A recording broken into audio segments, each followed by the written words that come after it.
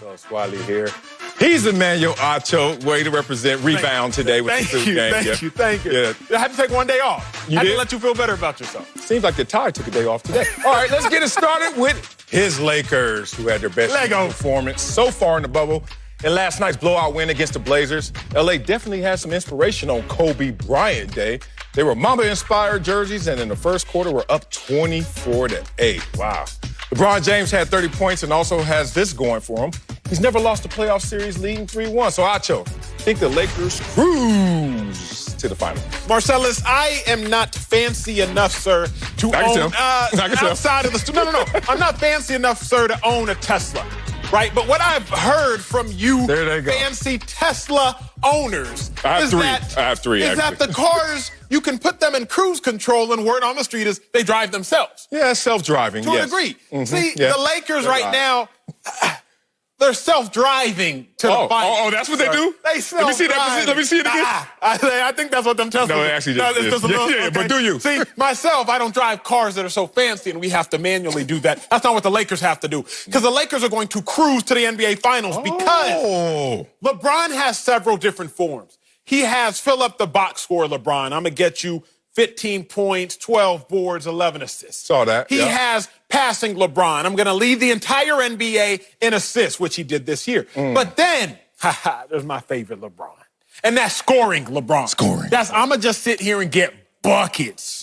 Buckets. I'm a hoop. And that's the LeBron that we've seen lately. We've seen scoring LeBron. See, the Lakers, 22-1 when LeBron scores 30-plus points. The last two games, LeBron realized, okay, I'm tired of playing with y'all little boys. I'm tired of playing with y'all little boys. He said, I'm about to give y'all scoring LeBron, and that's exactly what we've seen. The Lakers, 135 points. First time since 1987 to have that many points in a playoff game. So we realize, wait a second, if the Lakers are playing like this, if LeBron is playing like this, if the Lakers are shooting 56% from the field, which is what they shot last night, that's the third best shooting percentage all season, who gonna stop them? Please, Marshall. Who gonna stop them, I know it ain't about to be the Clippers. They might not get past the Mavericks. The Mavericks are playing well, but they're playing well for the Mavericks. The Rockets are struggling with the Thunder. The Nuggets might not and will not get past the Jazz. The Jazz, well, they're the Jazz. So who is going to stop the Lakers? Sir, I say nobody. You know what, Acho? Talk to me. You think you slick. Because you had me filled up, gassed up, like you seem gassed up right now, talking about how great the Lakers are. Because how great the Lakers looked last night. And I give it to you. They looked amazing. When that long, athletic, defending team decides to shoot the ball as well, looks unstoppable. Until I started to realize, wait a minute, something's missing here. Oh, yeah. They're playing the Portland Trailblazers. Here you go. And then I started to really dive into who's the competition. Because unlike you, Acho, when I had to go against the scout team, I never let it go to my head because I was abusing them dudes. I was doing them dudes wrong. I was like, don't tell your mama what I just did to you, boy. So I never let practice gassed up. I was like, that ain't really first team. Sunday is my day. And for the Lakers, their day is coming and it's in their future. But right now, you got caught up in building a house on a weak foundation. The Portland Trailblazers, who everyone was like, oh my God, they're amazing.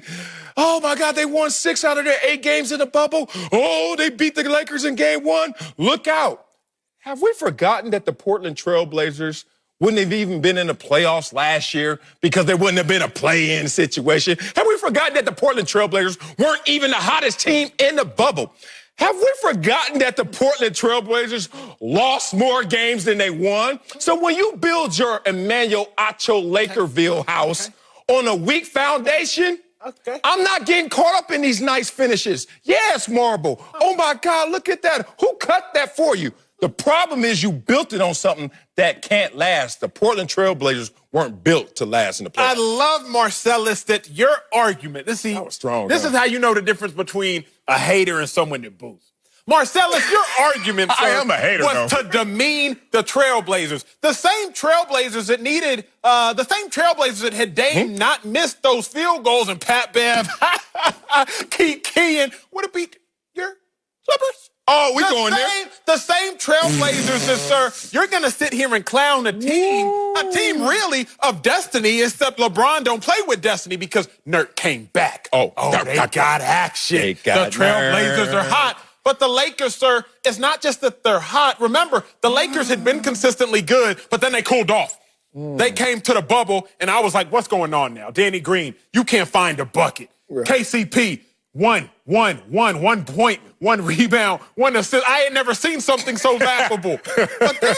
Triple singles. Triple singles, bro. But then the Lakers learned how to act right because the catalyst, LeBron, started acting right. What LeBron give you in this over the last 2 games? What did he do? 25, 10, and 10. That's nice. That's nice. 34 points, shooting 70% from the field over the last 2 games. 70% from the field. The GOAT is doing GOAT types of things. It's not about the Blazers being practiced. Don't dare compare the Blazers to me in my scout team days. Don't do that, Marcellus. Don't do that. Don't compare Dame, Nurk, CJ to what Emmanuel Acho was doing on a football field, playing scout team. That's disrespectful. The Lakers are making the Blazers look like the scout team because the Lakers gave the Blazers a gut punch. Boom. Another body shot. Boom. Another body shot. Boom. And the Blazers... They starting to fold, sir. That's all it is. It's the Lakers that's going to cruise. You know what? Let me go to an expert on the NBA instead of just schooling you with my haterisms. Let's bring in LeBron's former teammate and Fox NBA analyst, Tristan Thompson. My dog. Tristan. Oh, he got a fresh fade. We got to right acknowledge the fresh fade, Marcellus. You can't bring in another man and not acknowledge his fade first. I give you that, but I don't know if you camping or gangbanging with that penalty on. All right, Tristan, you think the Lakers cruise to the finals, big dog? Yes. Yes, I think the Lakers cruise to the finals, and this is what I think. I think that the Blazers game 1 was actually a blessing in disguise for them. I think that the Lakers needed a kind of a wake-up call, like, yo, this is the playoffs. Like, you know, it's not the seeding games. It's not where, you know, you could cruise and take your time. Sometimes you got to get hit in the mouth, have your lip bleeding a little bit so you can bounce back for the other round. So I think, looking back at it, it woke them up, and it woke up the guys, and it even woke up 23, like, yo, we need you to be active now. And we were saying it after game 1, and everyone was questioning, could he still do it? And Marcellus, you were saying that. So, listen, he put those numbers up. You saw what he could do. And also, I like to take it back when I was with LeBron. In 2016, when we got to the conference finals against Toronto, we won 4-2. The first 2 rounds, we were sweeping teams, 4-0, 4-0. And Detroit actually gave us our best run for our money out of those two rounds with Detroit and Atlanta. And I think as a Laker player, you need close games. I think this helps them and builds more chemistry, bring them together. You need adversity, especially when you're a champ. You got to face tough times and let the games go down to the wire where it's a 2-possession game, 1-possession game. You know, Dame and the Blazers, that's a totally different team. I hear you talk about foundation. The Blazers a whole different foundation when it came to the bubble. You get Big Nurkic, the Bosnian Beast. That team is no longer a playing team. That's a team that's top six in the West for sure. They're probably playing Denver. That's a whole different ballgame. So with them bringing the Bosnian Beast, this is a whole different team. So this is this is not the practice team. This is not the third string. It's not the walk-ons. These are some real players that actually could make some noise. Tristan, looking like Rocket from Colors. Let me just chill out and say this. Y'all both are being fooled the same, so maybe y'all went to the same school because you took the same classes, because you guys are looking at it the same way, same perspective. Right. And getting lost just the same. I'm going to read off a list, Tristan Thompson, since you are a champion and you're flanked by guys who aren't. Let's talk about guys who were, and teams, that were #1 seeds who did not, Tristan, make the finals since 2010, because the list would be too damn long if I go too far back. Let's go with the 2019 Milwaukee Bucks. Did they make the finals? And I bet they had a show talking about them cruising to the finals after they won their first round series. No. 2018 Rockets. Let's speed this up. How about the Raptors in 18? Didn't make it. 17 Celtics, 15 Hawks, 14 Pacers, 13 Thunder, 12 Bulls, 12 Spurs, 11 Bulls, 2010 Cavs. My point is this. Damn, Tristan, you know too much basketball to be acting like Emmanuel Acho up here, saying you're going to cruise to the finals because you beat a team that has lost more than they won in the season. See, this Tristan, I'm glad you've been on with Marcellus for a while, because I knew the lie that was about to come out his mouth. So I grabbed my pen, made sure the ink was still fresh, and then I start taking my notes. You see, 3 of them teams, Marcellus, that you named, those number 1 seeds that didn't make it to the finals. You want to know why they didn't make it to the finals? Celtics, Hawks, Pacers. Who they have to go through? The king, LeBron James, who is on the team that we're talking about that's going to cruise to the finals. I still got 9 left, though. LeBron James. So when you start listing off all these teams, they didn't make it to the finals for the very same reason that the Lakers will make it to the finals, and that's one man, 2-3, that king. Acho, there have been 20 teams that we could talk about, 1 seed in the East, 1 seed in the West, in the last 10 years, a total of 20 teams. You take away the 3 that LeBron had to go out there and defeat. I still have 9. Literally, it's a 50-50 coin flip. That math does not make sense. You said 20 minus 3 does not equal 9. There's 12, and you took away 3. Okay, 12. I'm sorry, Texas. I got to do one more. You said 20. He said 20. I'm sorry. I'm going to go there with 20. Texas. 20 to 12. And then you took away 3. I'm down to 9. I'm still a coin flip. You took away my advantage, but I'm still a coin flip away. All I'm saying is, Tristan, be real. If you walk into that locker room right now and you're a Laker, and you're hearing everyone saying, pop champagne, baby, we're cruising to the finals, would you tell them to cork that champagne because we are not there yet? I would say, take it one game at a time. Of course, we're not popping no champagne until we're really there. Of course not. But what I'm saying, though, is that they're still going to win. They're still going to win. There's no question about that. Yeah. Of course, we're not going to pop champagne, but we're going to win. I know LeBron's coming in there like, hey, we know we're a team that's supposed to be the finals. We're a team that has different goals than the rest of the league. We're trying to make the championship and win. So for us, it's like, let's handle business. Let's not play around. One thing about LeBron, if he can 4-0 you, he's going to 4-0 you quick because he want to rest, relax, drink some good vino, and watch the other games and just sit back and do a scouting report. So one thing about 23, and I think AD got some of that DNA in him now too, where it's like, let's end these guys quick. So see, so the Tristan and LeBron it's a light switch. The LeBron that Tristan is describing is like me when I play my spades. You see, Marcel, if I'm going to run Boston on you, I'm not going to give you no books. Okay, I'm not going to leave no books on the table for you to get. But let me get back to this point because you don't know nothing about that, right? I don't. I'm like, what's Boston? You don't know nothing about that right there.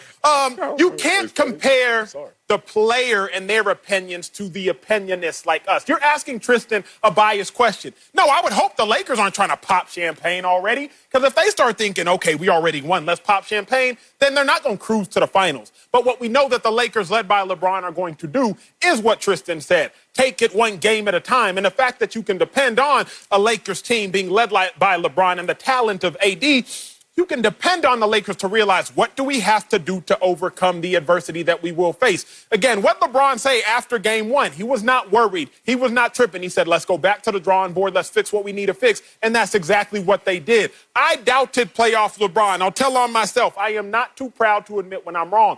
I doubted playoff LeBron a little bit. But playoff LeBron is back. And that means, like you and your Tesla, Marcellus, the Lakers about to put it in cruise. Oh, it was a button. They're about to put it in cruise and just go ahead and ride all the way to them final. Wow. You just undermined who Tristan Thompson is because he actually covers both lanes. He's still an active player in the NBA making a gang of dough. And he's a Fox NBA analyst. So if anybody up here to ask of us 3, it should be Tristan. I'm not going to do you, Tristan, like your boy just did you. But that said, we just learned a lot about a new millennial mindset. How? What? Because millennials are so excited, so pumped. Oh, they want to go to the party and buy up all the tables when the 1 seed beats the A seed. Oh, my God. Guess what we did? What we're supposed to do. Who has a party for that? There's no cruise control going forward. You still got some boys in front of you. Coming up at the top of the hour, Luka Dončić is doing legendary things, but is it lazy to compare him to Larry Legend? But first, playoff P has been more like preseason P. Y'all chill. I'll tell you why my Clippers can't rely on Paul George. Hey, who wrote that to you? Next. Not me. Not me. Welcome back to Speak for Yourself, presented by Hyundai. Let's move on to a topic. Ooh, that's going to hurt my big bro, Marcellus. I'm sorry, bro, but I got to do it. Paul George, who is having a playoff series he would like to forget. In the last 3 games, PG is averaging just over 11 points and is only 10 for 47 from the field. Despite PG's shooting problems, Doc Rivers doesn't seem too concerned. Take a listen. And just let him keep shooting. We got to get him more shots, and that's on us. And that's on all of us. He needs to shoot 20-plus times. He needs to get the ball up in the air. And he will. I feel very confident about PG because I always have. That sounds like terrible advice. We're joined once again by Tristan Thompson. But fellas, I got to get us started on this one because when I hear something, Marcellus, that makes me, a person who tries to consider and calculate all information, when I hear something so ludicrous, I got to get things off my chest. Okay. Should the Clippers be confident in Paul George? Absolutely not. You see, what Doc Rivers just told PG to do was like me telling you, Marcellus, hey, man, just swim across the Atlantic Ocean. I promise you'll get to the other side. You see, you're just going to keep swimming and swimming and swimming, and you're going to be stuck. Ladies and gentlemen, Paul George has the worst field goal percentage in the last 50 years amongst players to take at least 40 shots over a 3-game playoff span. Chill. The worst. Chill. Okay? And the reason, Marcellus, you can't bank on Paul George is because what we're seeing is not an outlier. Paul George hadn't got out the first round of the playoffs in the last 4 years. Chill. Paul George is a dog. Regular season Paul George, you can't top this dude. Remember back in 2013, 2014, the early highlights that Paul George was giving us. But when Paul George gets to the playoffs, things get a little shaky. And this isn't the first time we've seen it. 2018, Paul George, first year with the Thunder. Oh, they playing the Jazz. Thunder down 3-2. It's an elimination game. Playoff P, what you gonna give us?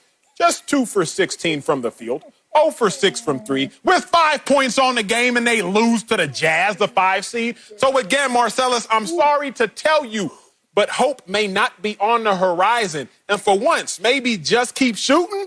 That ain't the right advice. Tristan? My brother, I'm going to have to disagree with you. You know I love you. There we go. Walk 6th Street. Tristan. I'm going to have to disagree with you. I disagree with you, man. Paul George, yes. Clippers should definitely still be confident in him. And here's why. Paul George coming out of Fresno State, what made him special? It wasn't his scoring ability. It was that he was able to play on both ends of the court, and that's what makes PG very special to this team. He's able to defend guys at a high level. First of all, he led the league in steals last year, and first team all defense. All that stuff is valuable to a team. For me as a big man, if I'm not getting rebounds, if I'm not getting 10-plus rebounds, I got to find other ways to affect the game. So for PG, if his shot's not knocking down, first of all, he better keep shooting it, because that's what I tell him. Keep shooting the ball, because it's going to drop down, and once it starts hitting, he's going to catch fire. So for him, it's how can you affect the game other ways? And for him, it's on defense. Guard the best player, make other guys shoot bad field goal percentages, because at the end of the day, having Paul George on the floor is more important than having him on the sideline with T. Lue giving out waters. You need Paul George in the game. And at the end of the day, I'm riding with my horses. If I got Kawhi, I made these trades. I traded Shea, Gallinari, first-round picks for PG. I'm rolling with my dog. He's got us this far. I'm not going to quit on him now, and I know PG going to be ready to go. He's going to bounce back. So don't you worry. Boy, they taking that horse out. It's not to stud him right now. Make some glue out this horse. He's hurting right now. Okay, I'm glad you're here, Tristan. I understand it's not. I always am. Yeah, I know it's not for the paycheck because you make NBA money, but thank you, Tristan Thompson, for talking some genius, basketball genius to Acho. But I'm going to agree with Acho. I'm sorry. Maybe I'm just another football player. How you do all that to agree with me? No, it's all good. I understand. Stop the music. No, how Marcellus tear me down just I'm ready for both of y'all. Because Tristan is talking in theory, and this is what basketball players and coaches like Doc Rivers will always say. Shoot your way out the slump. As Doc would say, shoot your way out the slump, young man. That's what he wants them to do. But I am an athlete.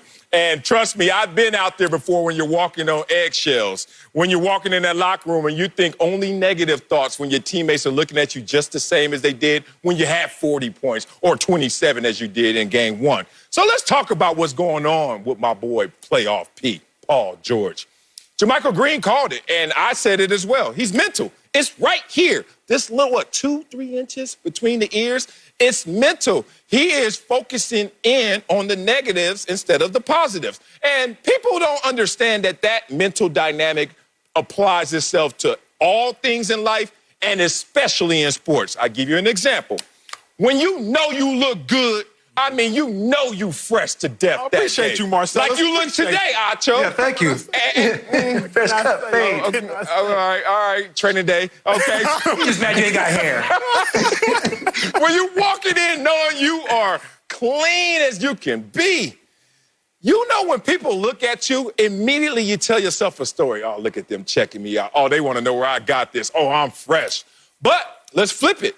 When you're walking in and you know you ain't at your best, like Acho yesterday with the suit he had on, the guacamole, wasn't at his best. And then you walk in the room and those same people give you that same glare and stare, you tell yourself a different story. And that's what I'm talking about. That's what confidence is. It's the lever that takes something and makes it a positive or makes it a negative. And PG right now continues to pile on himself, making every situation and missed shot a negative. The old Paul George, the non-championship expectation, non-playoff P. Paul George will plow through this issue right now. But because he knows all the lights are on him, he's struggling and he's suffering. Let's talk about the real problem. We all been athletes. Tristan's still an athlete, playing at a high level. The fact of the matter is athletes usually try to go back to their dominant ways, right? If I know I'm in a slump, I'll be like, wait, but I was balling. But I've been balling, so I know I can ball. Historically, Paul George averages less points in the playoffs than he does in the regular season. Okay, well, we still win when I'm on the court, right? Paul George trying to tell himself that. But over the last 5 seasons, he's 7-17 in the playoffs. So Paul George, Marcellus, even if he is going to go to the well and try to get out this mental slump, he has no water to dig from because all his water is toxic. Okay, let's dig for my team success. 29% winning percentage my last 5 years in the playoffs from 7-17. Okay, but I'm Paul George. I'm playoff P. I can still do it. In the playoffs, I consistently struggle more than I do in the regular season. So, Tristan, this isn't just a one-time thing. What we're seeing from Paul George is not an outlier, but the biggest concern, the Clippers are 2-2, fighting right now for their pride, fighting to get out the first round against the Mavericks team that really shouldn't be competing with them, especially with Porzingis out. If Doc Rivers wants to give Paul George the opportunity to keep shooting, okay, but you're going to keep shooting your way home, and that's the bigger problem. This is what comes down to teammates and coaching right here. This is where it shows how close you are as a teammate, but it also shows how great your coaching staff is for a guy going through this. I guarantee you right now, Tyronn Lue during shoot around walked up to PG and he's like, "Hey dog, shoot the ball. Be yourself." Like that's what you need. You need guys like that. And I know Lou will, he's smooth. He'll come in and be like, PG, you know what you got to do. Like just get to the rim. And if I'm a coaching staff and I'm going into the pregame to figure out how can we get PG going, first play of the game, I'm going to try to run something easy for PG. If it's a double screen going across the middle of the court to go to his left hand where he can either get to the rim or to a step-back jumper, just seeing the ball go through the hoop as a player, it's a layup. It's just something easy, changes everything. I understand, Marcel, Acho, you said it's definitely mental. Yeah, it's mental, but to get out of that slump, it comes down to your teammates and then coaching to figure out, obviously you as a player, but if your teammates and coaches can give you that encouragement, at least when you go in the locker room, like you said, they're not looking at you crazy. If they say, yo, we need you to win. We're not winning without you. And another story I have right now with Frank Vogel back in Indiana with PG. They're in the playoffs. PG is not playing well. He's not having a good game. Frank Vogel gets on his ear, curses him out the whole time out. Curses him out. He comes out, forces the game 7. Like guys like that, PG, he's the type of player where if you just get on him, he's going to turn it on, and he knows and he believes in himself that I'm not worried about him because he's been through the fray. He's played against those Miami teams where no one expected nothing from him. The next thing you know, he put Birdman on a poster. So for PG, just get some easy looks, get some layups. That's on Doc T. Lue. Something easy at the beginning of the game. Once the ball goes through the hoop, you know how it is. Once you get a nice tackle, sack, interception, you feel good. Shoot. Pick 6, baby.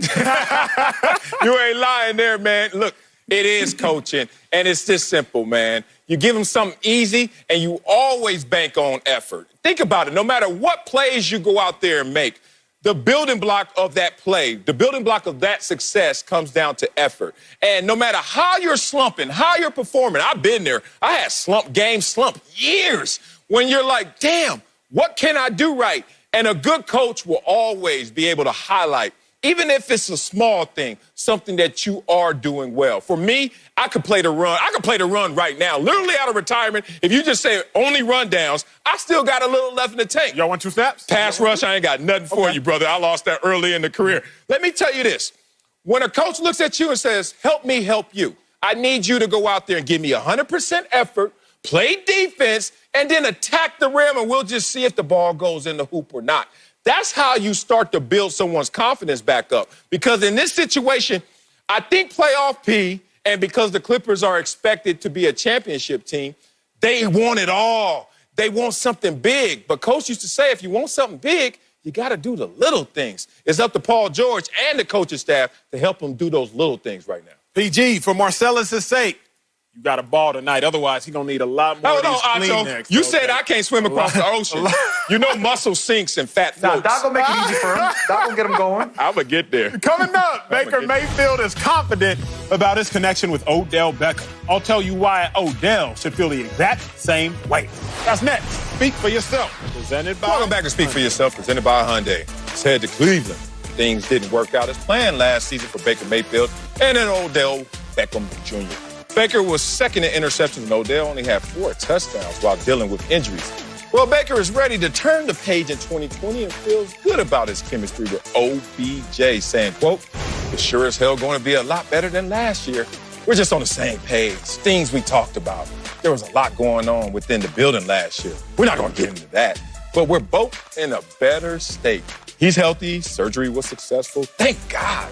He's feeling great."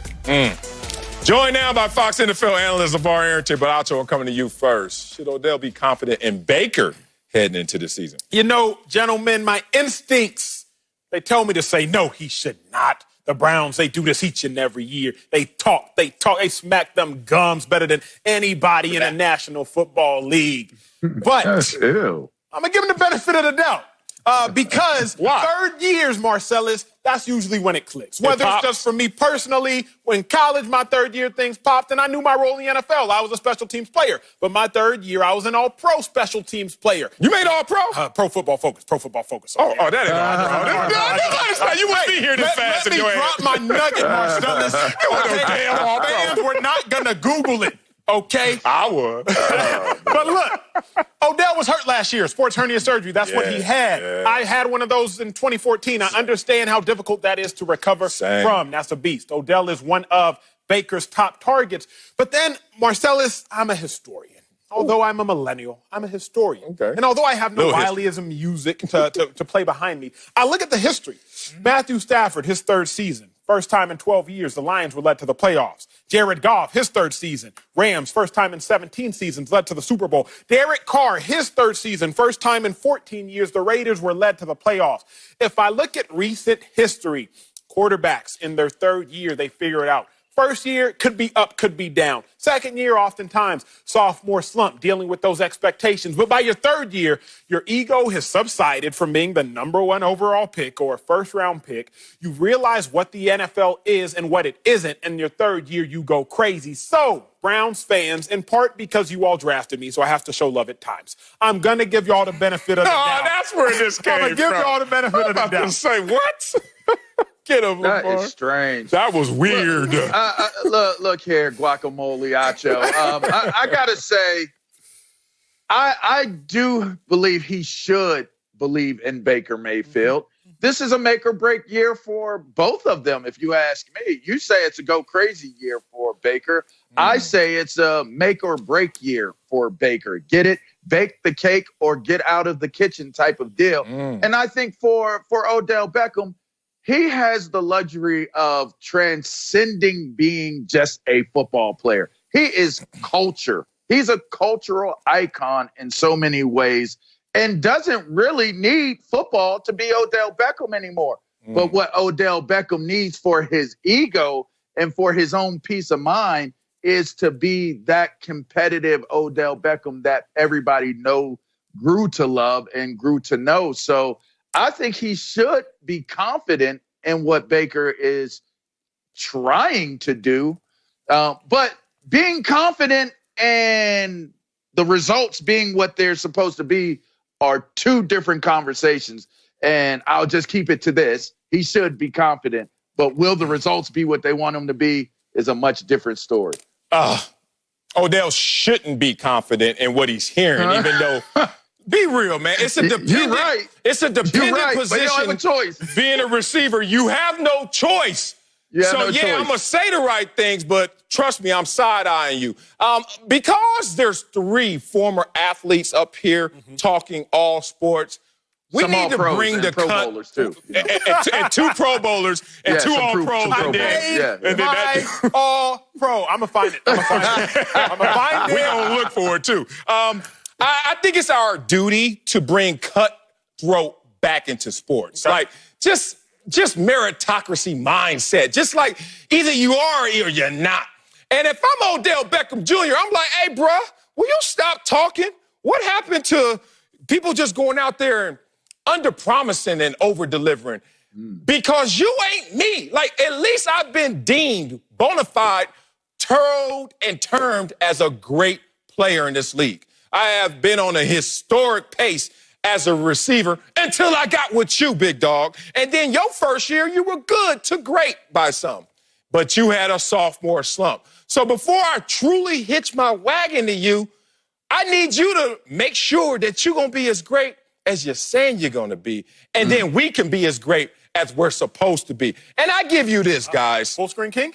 Full screen king gonna come out, man, because Baker Mayfield said what he said that we started this topic with. But then here's another quote from Baker Mayfield just 3 months ago. I have a different approach to this year.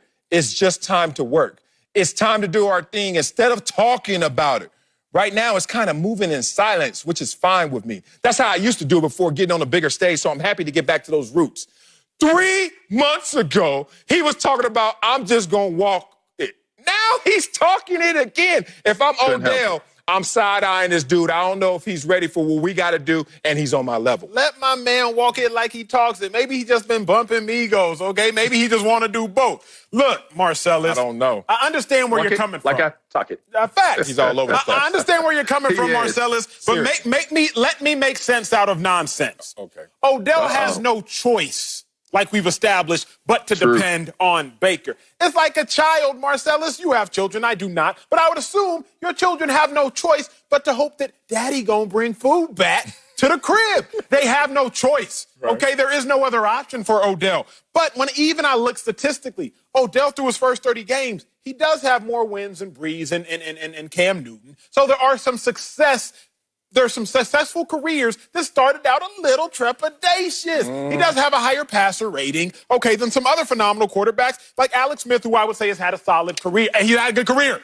Okay, you're not going to diss a man that has come back. I'm just hearing a lot of Cleveland Browns season ticket talk from you. Okay. Now, I know they drafted your butt, but that was a long time ago. You are now playing for the speak for yourself Titans. Look, Marcel, here's what I'm saying. Do you want me to just be a pessimist? Can I not look at this glass and say, you know what? Maybe it is half full, even though there's just a drop in it. Okay, that's it. Oh, wow. Let me give you this.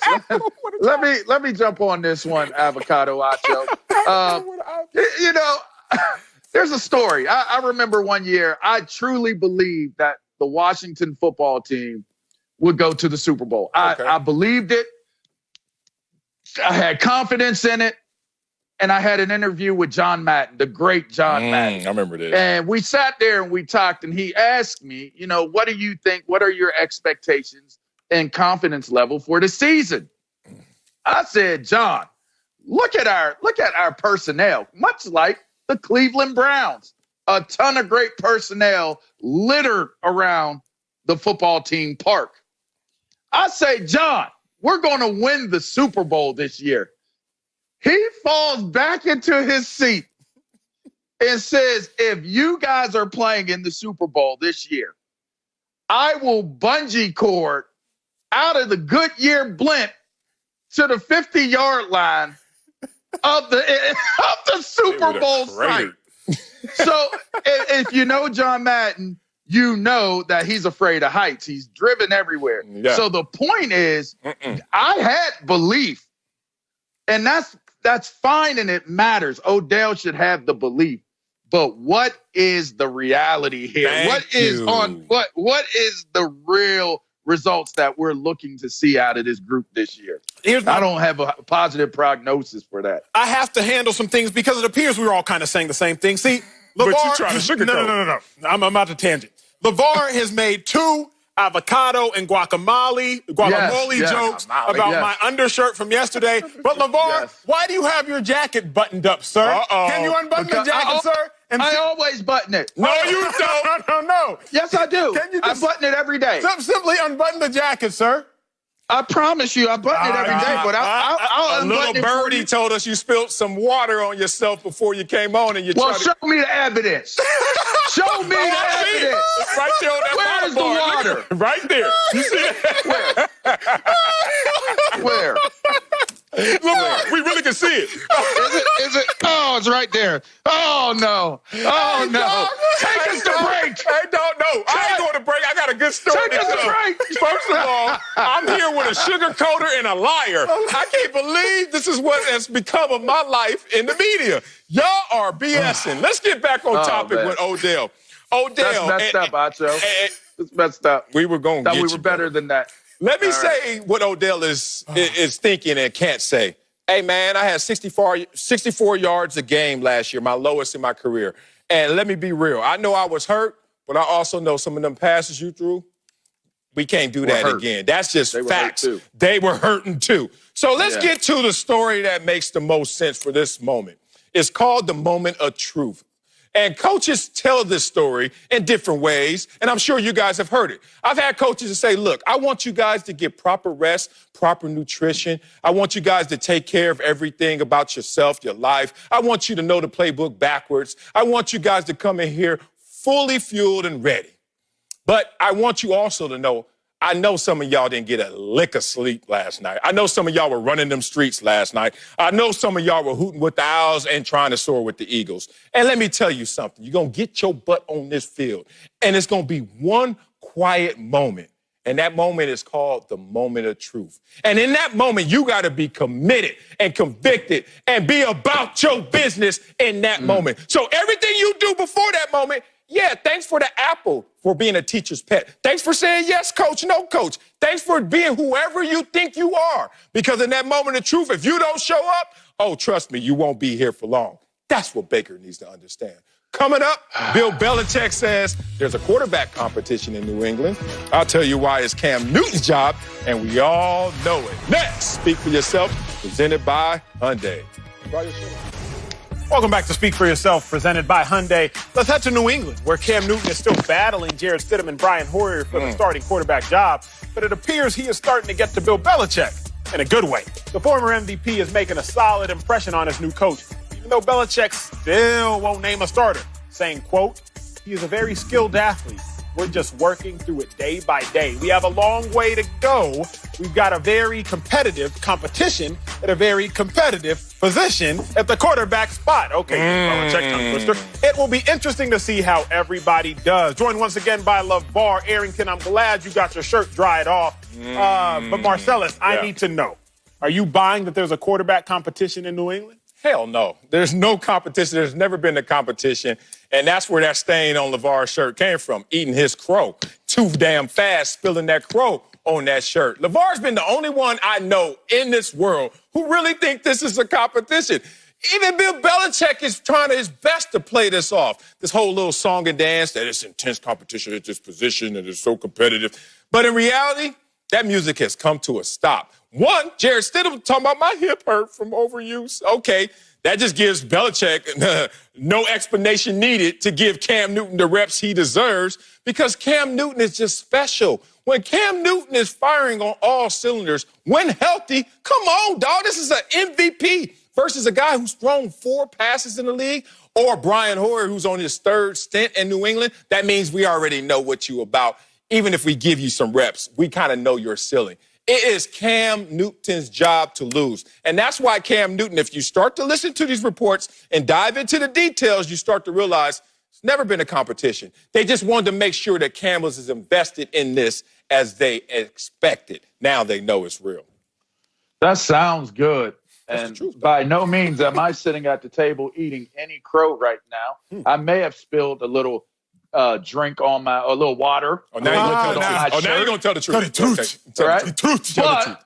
But here's the truth that shall set you free. Okay. It is because of Stidham's hit bothering him and gave him a little bit of rest time that he shouldn't have taken. Listen, Stidham, I'm talking to you direct right now. I'm buying that there is a quarterback competition. Don't you let me down on this, Stidham. If your foot is falling off, you better find some duct tape, some athletic tape, and you better tape it back on, sir. And you better get out there. You better take them snaps. If your hand falls off, you better do the same exact thing and get back out there and get to work, sir, because your injury situation has now allowed Marcellus Wiley on this fine show to come out and say, I got to eat crow because you ain't staying healthy. I don't like it. I don't buy it. It's still a competition. Please. And as of today, you can say what you want to say. The music is stopped and all this. Stidham, if healthy, is still scheduled to be the starter quarterback for this team come opening day. What's the quote? If ifs and buts were candies and nuts, I don't know how it ends. But the fact of the matter is this, LeVar. I was on your side. I was. You and I, we were climbing up this mountain that there's a competition together. But again, unlike so many analysts, I realize I'm not too proud to realize when I'm wrong. And it's not a competition, but it's no longer a competition by default, Marcellus. Your favorite sport, sir, track and field. If you and I are in a race and you and I are both in the blocks, and before the gun snaps, I take off. I just got DQ'd. You gone. So you will now win that race or that competition by default. What's happening with Stidham, Hoyer, Cam Newton? Cam about to win the competition by default. Stidham was in the hospital, what was it, last Thursday? You can't be in the hospital right now during COVID. The best ability is availability. Stidham, you too young to be having hip injuries and whatnot. So, yes, it is Cam's job to lose at this point, not necessarily because Cam went out there and took it, because they ain't got no other options. Who are you going to? Brian Hoyer? Brian Hoyer going to be 35 in October. Brian Hoyer is 0-7 in his last 7 starts. Brian Hoyer is 16-22 in his career. So, Marcellus, you are correct. I know. But you didn't earn this victory. No. This victory was given to you, sir. Man, once again, you like that fantasy land. Oh, if he wasn't hurt. Why you think I wasn't all-pro after all-pro after all-pro? It wasn't because I got sorry, because I couldn't stay hurt. That's a part of the conversation. And I just want Jarrett Stidham to understand, you just fell victim to the one card you had over Cam Newton. Cam Newton's only in a competition with you, Jarrett Stidham, because he couldn't stay hurt. And then he finally competes against you face-to-face, one-on-one, and you get hurt. Oh, you can't make this stuff up. So y'all seen Cam Newton before. We all seen him walking into Dick's Sporting Goods. That damn mannequin that sits there, that be leaning in front of you, and you be like, yo, I want all that. Like, everything, the wristbands too. Yeah, what size he wear? Like, that's who Cam Newton is, and Bill Belichick tried his damnness to play it off. And you know, like when you're dating, oh, I really like you, but I gotta wait. Yeah, I gotta wait. Oh, okay. I get that mandatory time wasting and playing it off for everybody to see that this is a competition. And Belichick is smart. Belichick's like, I had a 20-year relationship with a quarterback that did everything I needed, enforced my culture. I know Cam is coming in here seducing me, looking like that mannequin leaning forward. Oh, I gotta hold out, but I just can't wait. I gotta have Cam Newton. And now he realizes Cam Newton wants this as well. The Patriot way, the culture. He's bought in. He's first one in, last one out. That's all he needed to see beyond the beauty of the game of Cam Newton. And now that he's healthy, oh, my God, you're looking at the quarterback of the future for the Patriots. Are you done or are you finished? I hope. Hey, I took that from Macho, too, by the way. I hope we frame this up come the day after we do the games. Come the day after, I hope this is framed up after. I'm not losing an argument to you. I'm just letting you know. No, the argument's over. I'm not even arguing. I just want this framed up after they play their first game. That's all. That's all. Meaning what? Meaning what? Say it on record. You're saying who's starting game one? Stidham is going to start game one. This dude is crazy. For once, I have to agree with you, Marcellus, that LeVar is, in fact, crazy. All right. But I'm a full screen king myself. We're not done. No, we're not done. Because I've pulled up the stats, and you see Emmanuel Acho, Pro Football Focus, All-Pro, First Team, Special Teams. Y'all see me. Put some respect on my name, Marcellus. You put some respect on my name, LeVar. I don't care who wrote the article. All that matters is that the article was, in fact, written. So from here on out, we can't refer to me as All-Pro Emmanuel Acho. Okay? No. Roger Goodell just called me a legend yesterday, so I am now legend and All-Pro, Marcellus. And LeVar, let me go first. Can I go to break? Can I go to break, please? Pro Football Focus roll the commercial. It's roll the commercial. That's not even Pro Football Focus. Producers. And special team. Commercial. What was you, though? Placeholder? Special teams is one of three of the most important phases of the game. Oh, my God. Anyway, coming up, dude is our bad. big story. Everyone's trying to label my guy, Luka Dončić, as the next Larry Bird or Jason Kidd. I'm going to tell you why they need to let Luka be Luka. Speak for yourself. He's still talking about that suit. You want to speak for yourself. It plays better on replay. That's it. Marcellus Wiley, Emmanuel Acho looking much better today. And let's get this story started with a big one. Luka Dončić, out of Dallas, who hit the biggest shot in the bubble with a game-winning three-pointer against my Clippers in Game 4. Luka's amazing play as people comparing him to all-time NBA greats. His own coach compared him to Jason Kidd and Larry Bird, saying, quote, both those guys are from the same fabric competitively. Their will to win and resourcefulness. Well, Mavericks owner Mark Cuban wants Luka's name to stand on its own, tweeting, don't try to compare him to others. He is blazing his own path. Acho, you have an issue with Luka constantly being compared to others? Yes. You do? Yes. I hate it. You're poo-pooing on it the too? only fabric, Marcellus, that Luka and Larry have is the light-skinned white fabric. It's 2002. Light skin or white? White. Okay. Jason Kidd, light skin. Oh, okay. Yeah. I'm in Dallas. I'm a young whippersnapper. It's 2002. I was born and raised in Dallas, Texas. Affinity for basketball started blossoming. Dirk Nowitzki. His career is taking off. And everybody's comparing Dirk to Larry Bird. In basketball, whenever you see a cold-blooded white guy, well, he's got to be the next Larry Bird. Why can't greats, Marcellus, just be great? What else rubs me the wrong way? Only in basketball do we act as if the predecessors, the old school greats, are the greatest that will ever walk the earth. In track and field, the 100-meter world record has dropped by 2 to 3 tenths of a second since the 1980s. In football, we don't compare Patrick Mahomes and everything he accomplished to Roger Staubach. Oh, look at Pat Mahomes. Maybe one day he'd be like, no, because we realize athletes have grown, athletes have improved, athletes have gotten better, and don't put a ceiling on Luka's life. Larry was the legend. And by being a football guy, having to get into basketball, I've had to study a lot more and just go back and watch the old 80s tapes of Bird. But Luka's game isn't even comparable to Bird. Like Luka out here dishing the rock. More assists this year than Larry ever had in a season.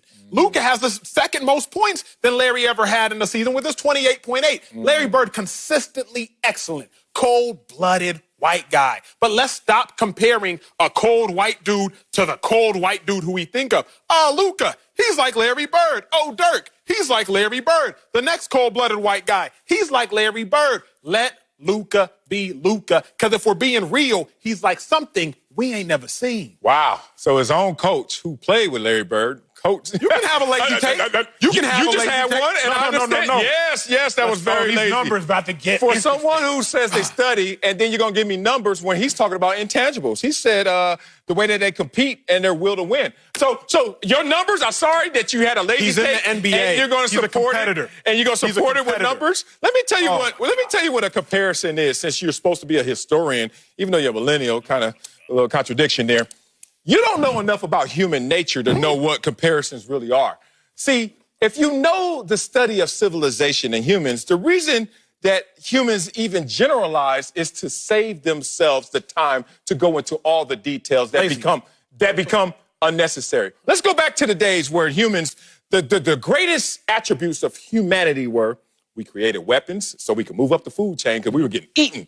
And we learned to communicate with each other. And our communication took us to another deeper level of communication, which is I know what that is without even have to go into it because I make that broad approach. That broad approach is not wrong.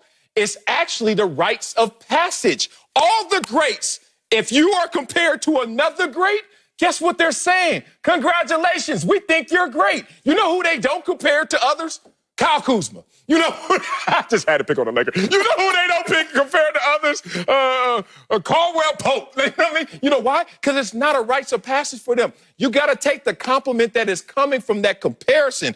And it's amazing that a guy like Mark Cuban's been around a lot of basketball, doesn't understand where, one, his coach is coming from, who actually played it and coaches it right now, and actually has intimate connections with those two he compared it to. It wasn't a lazy approach. It was deep. If he was talking, Marcellus, about the competitive nature, don't you think he might compare him to Dirk Nowitzki, who was probably the most competitive of the Mavs because he stayed there for 20 years plus won a chip? His coach doesn't think so. No, that's not what they're comparing. Who's won them more? To. You're not Dirk or Larry Bird? I'm saying you're not comparing them to the competitive features. We're talking about tangibles. When people are making these comparisons, Marcellus, they're not making comparisons based. I'm not just talking specifically about the Carlisle quote, because Carlisle's not the only one. Well, that's what this topic is. No. Carlisle is not the only one. Did you prepare your notes before you knew what this topic was? Carlisle is not the only one perpetuating these comparisons because we've done these across all sports. Now, if you want to sit here and not move the field goal,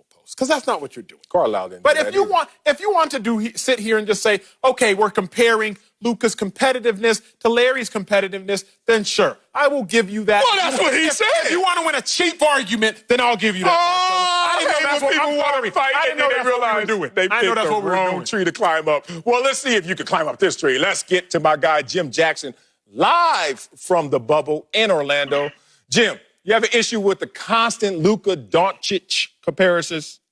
Say no. First of all, Professor Wiley, thanks for that dissertation in history. Thank you. It really enlightened my day right there. Emmanuel, back to you about history and about comparison. It does go across the board. It's inevitable that whichever sport, a individual who can change the game is going to get compared. I remember back in the day when Walter Payton was in Chicago, he got compared a lot. Is he the next Gale Sayers or whatever it may be? Was it fair? Was it unfair? I don't know. But because you see something within a certain player that you may have seen before, there's always a comparison. Ray Lewis, is he the next, great linebacker that will play the game? And who is he compared to? Okay, who's the greatest linebacker to play? Middle linebacker. Dick Buckus. That's who you asking. Dick Buckus. That was the best one before me. LT?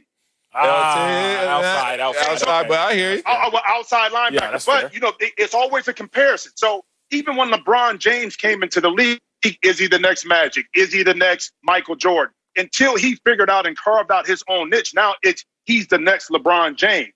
They're going to be comparing other players to a LeBron James. Luka's the same way. The intangibles from a Larry Bird. Larry can shoot from deep. Larry was a heck of a passer. Yes, his numbers may not match up to Luka's because the game is different. More possession, shooting more three-point shots. The game is fast. So the numbers are not going to match up. But the intangibles about how he competes, his knowledge of the game, his height at 6'8", the ability to thread the needle off the bounce with the pass. Is he a better athlete? Yes. Can he handle the basketball better? Yes. Is he more fluid? Yes. But ultimately, this is what I say. This young man hasn't scratched the surface yet of how good he's going to be. His shooting percentage is going to raise from the field. His free throw percentage, he's going to be in the 80s, probably close to 90s by the time he's finished playing. So he's molding himself to be an original concept of a player. But, it's inevitable. I don't know. You're going to compare young guys to great until they separate themselves and carve out their own niche. So I get what Carlisle is saying, Coach Carlisle, and I also get what Mark Cuban is saying in regards to putting that pressure on Luka to be the next Larry Bird instead of being the first Luka Dončić. See, I'm not going to straddle the fence, mainly because I don't feel like agreeing with Marcellus right now. I've been too agreeable, and so the days of being agreeable are done. The only reason they're making this comparison, if they wanted to compare Luka to somebody who had great passing ability, rebounding ability, scoring ability, why is it, Marcellus, just a coincidence that they're going to pick Larry Bird, the same white guy that they compare all white greats to? It's a lazy take, Marcellus. That's all I need you, to simply admit. I'm not. Luka, to your point, Jim, is this.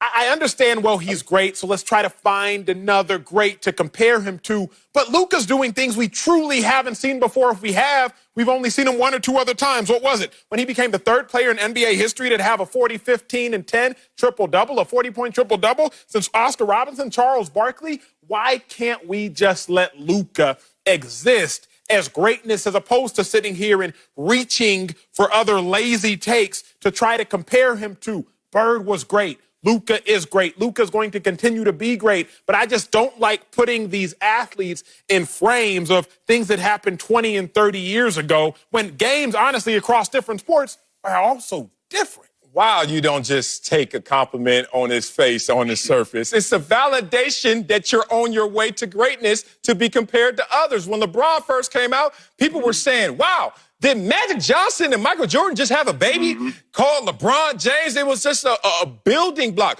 When you look at anybody that's 6'8" that can dribble, you say Magic Johnson. Luka's compared to Magic Johnson a lot. And then they say Larry Bird, not because of complexion, brother, because Larry Bird was 6'9", could shoot, and had amazing passing ability. Kind of like I'm sorry, he's white too, Luka Dončić. So that's where this is coming from. You got to understand, I lived through this experience, and I never touched as low as Luka's feet are right now. I never touched that high in my career. But there was a day where every article written about me was Marcellus Wiley, the next Bruce Smith. And you know how lazy that was? You know how simple that was? It was because I was a defensive end that showed tremendous promise and was actually balling in Buffalo. But then I left Buffalo balling still. And this is how lazy this one was. I got to San Diego, and guess what they said? Oh, he ain't the next Bruce Smith because we ain't got a Bruce Smith on our roster or a Bruce Smith in our organization. So sometimes it is that simple. But, man, Acho, you smarter than that. You deeper than that. They are not being lazy with this one. This one is for real. He is a combination of Magic, Larry Bird, and if you want to go even he's Luka. deep, Luka. No. You're going to mix all these concoctions and say, oh, he's a combination of A plus B plus C. Maybe he's just D. That's how you get into fraternity, the fact that we know we've seen something like this before. Well, here's the thing. I'm going to give you two examples. When I was in high school, I was bigger than everybody. I played point guard at 6'5", 6'6". For my freshman year, I started point guard all the way through high school. They were comparing me as either the next Magic Johnson just because of my size and my passing ability. Was I the next Magic? No. But the similarities in size at that time, being a bigger point guard, the reference was that was your comparable person that you looked at. Here's the thing that we're starting to do with Luka also. You're comparing his numbers and his accomplishments early to a LeBron James in his younger year. What was LeBron able to accomplish at the age of 20, 21, 22, the MVPs, getting teams to a final? Those are the numbers that now you're starting to see in comparison to the generation that we see now where Luka kind of fits in. Is his numbers going to surpass? Is he going to be able to accomplish the things that LeBron James was able to do at a young age? That's what to me, that's what I'm starting to see, because that's a comparable analysis right there as far as being able to be successful individually, first of all. Second, are you able to lead your team not just to a good regular season record? Can you kind of navigate your way to the playoffs and get yourself to a championship at an early age? That's the numbers that me, when I look at it, I'm saying, okay, LeBron was a phenom, but also keep in mind, LeBron had expectation, okay? Luka didn't. That's the difference. That's why it's a lot of this, I think, all right now going on with Luka, because when he came out, there were a lot of questions on one, European, is he fast enough? Can he get by guys? Does he fit? We know he played overseas. He had the experience, but would that translate to the NBA? The bar was a little bit lower. He's already exceeded those expectations. So when you start talking about comparisons to the great, all of these names are going to come up because we did not expect this from Luka. And like I said, bottom line, the more successful he is, he continues to grow his game, which he will because he's an ultimate competitor. Look, he's going to carve out a niche to his own, and it's just going to be Luka. Yeah, this is the new, that's what it's going to. But Emmanuel, it takes time for that. If he keeps putting up numbers like he's doing now, and he can advance, that conversation to be over. It's just going to be Luka. Yeah, it seems like Acho doesn't want to know how the sausage is made, but welcome to greatness, Luka. This is how you're actually made to be one of the greats. You have to go through this process. And Luka, going to have to carry the load once again. No Porzingis in the matchup tonight. We'll see how it all plays. Coming up, Lamar Jackson is trying to join the likes of Joe Montana and Peyton Manning as repeat MVPs. I'll tell you why it ain't going to happen. Welcome back to Speak for Yourself. Let's talk about Lamar Jackson, who's coming off a season for the record books. He was a unanimous choice for MVP, but he's not done. According to his teammate safety, Deshaun Elliott, who said, quote, if he don't win MVP 2 times in a row, I'll be shocked. Right now, according to Fox Bet, Lamar has the second best odds right behind Patrick Mahomes. The bar is back with us, but Marcellus, I'm going to you first, big dog. You betting against Lamar to win back-to-back MVPs? Hell yeah, I'm betting against Lamar. It has nothing to do with how great he is. It's just the fact that you got to take the field in this conversation. Only what? Peyton Manning, Brett Favre, Joe Montana, and Jim Brown have been able to accomplish this. So, Mr. Deshaun Elliott, where were you last year telling me that I should have picked Lamar to be the MVP that year? Oh, you didn't. So you're really not saying anything profound, and all of a sudden, Earl Thomas is gone. You're going to start this year, big dog. You're feeling yourself. I get it. That's how the game goes. But let me hit you with a Wiley-ism. Oh, God. Because I think this dude needs to get a little education. Everybody wants to go to the parade, but nobody wants to build the floats. Isn't it amazing that at your draft party, there were a lot of naysayers, a lot of people who were silent, a lot of people just waiting to see if you're going to be something. And as soon as you become something, then all of a sudden they want to pop bottles and grab the megaphones and say, yeah, I told you, and he going to keep doing it. It's like, wait. I got to go back to square one to build this again. So, sorry, Deshaun Elliott, no sub going against that one, even though he's going to ball out.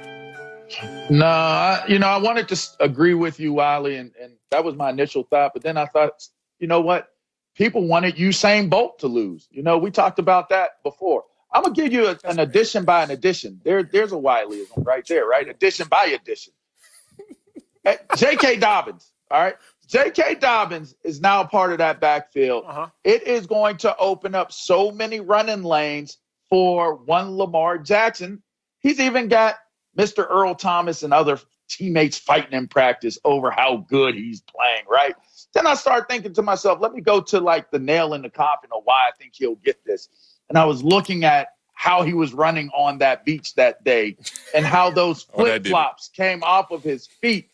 If we look at the film and you go back to that point of where when the flip-flop came off, he went to like 5-6 different gears that other players just don't have in the National Football League. If you watch it one more time, watch. He playing. That's NFL league. That's alien league, right? I just don't see with J.K. Dobbins being in that backfield, they're going to have to pick and choose their poison, and it is going to even be more dangerous to have to try to defend Lamar this year because I think Dobbins is going to be a tremendous difference maker for them. I respect Deshaun Elliott, former Longhorn. I respect Deshaun Elliott believing in his teammate, but I'm not taking that bet. Gentlemen, my favorite movie, Ocean's 11. It's up there with Ocean's 11. That's your favorite and Bad Boys movie? 1. And Bad Boys 1. Okay, I'm a casino guy, Marcellus. I'm a What are casino you, guy. cotton candy specialist? I'm a casino guy, okay? I like my gambling. But the problem is, Ocean's 12 came out, and it was all right. But the sequel is never as good as the prequel. And it's not because we've seen it before. It's not because we're used to it. The problem is we get fatigue of seeing the same things regardless of how excellent they may or may not be. Lamar Jackson may go out there and ball this year. But even if he does, it's not going to have the same wow factor. It's not going to have the same glitz and glamour because we saw it. I wasn't that impressed by Lamar, what he was doing on the field, because I saw it in college as a college football analyst prior. So when he was making all the moves, I was like, yeah, I've seen that before. But people that didn't watch college ball were like, oh, my God, did you see him make him miss? I'm like, yeah, he hurdled a guy at Syracuse on his way to the end zone. With that being said, you can also just look at the numbers and look at the empirical data. 2019, Mahomes wins MVP. He has 50 touchdown passes. Or the year after, 26. 2018, Mahomes wins it. Year after, he only has 26. Then Tom Brady, he won the year before. His touchdown passes declined by 4. Matt Ryan, he won MVP the year before. He threw 18 less touchdown passes a year after. So if you just want to look at the data, it also doesn't help that Lamar Jackson is going to get better because we all play defense. And what happens in the NFL? You adjust based on what you see. This little dude is from Dallas like you, went to UT like you, and a 6th rounder like you. Boy. Yeah, he's smart. Like me. And a special teams all Yeah. And then he ends it with that statement. He gonna win it again. If he don't, I'm shocked. And I'm shocked that Ocean 11 is your favorite movie. It's a good movie. We gotta talk. It's a good movie. It shouldn't be anybody's favorite. What you watch? The Notebook? That's the greatest. Oh, don't do that too. Coming up, I like after last night's blowout, we'll see if Uncle Jimmy thinks the Lakers have an instant pass to the final. Jimmy. Nope. For yourself. Notebook. Ocean 11 is a good movie. Welcome back to Speak for Yourself. Let's get back to the Lakers, who weren't playing around last night. I say that. Blowing out the Blazers, take a commanding 3-1 series lead. Joined now by Uncle Jimmy.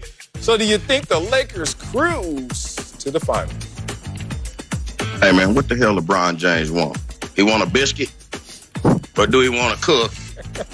Right. Hold up, wait. How shouldn't they say it? Lucky. He talking all that stuff, and all he did was beat up on some rookies. Hey, man, first of all, they are the Portland Trailblazers. And you, sir, are LeBron James, the chosen one. And I know this because you remind us of this every chance you get. Whether it be visually, verbally, or subliminally. All right? Fact is, man, the game is sold. It's not told. Ooh. They say you got to go through it to get to it. That's a Wileyism. I know what your mind wants to do, but is your grind up to it? Is your grind. All right? You're getting old, son. You talking all this stuff, and this ain't nothing but round one. Hey, holla at me, because you could be done. Dame didn't even want to go to the bubble. And now y'all over there bragging y'all beating that team that lost more games than they won. That's what I'm talking about. Thank you. What's your favorite movie, man? Oh, don't do that. What's your favorite movie, Don't do that. Holla at me, son. What's your He favorite can't movie? hear you. Good. Let's get up out of this real quick before we go.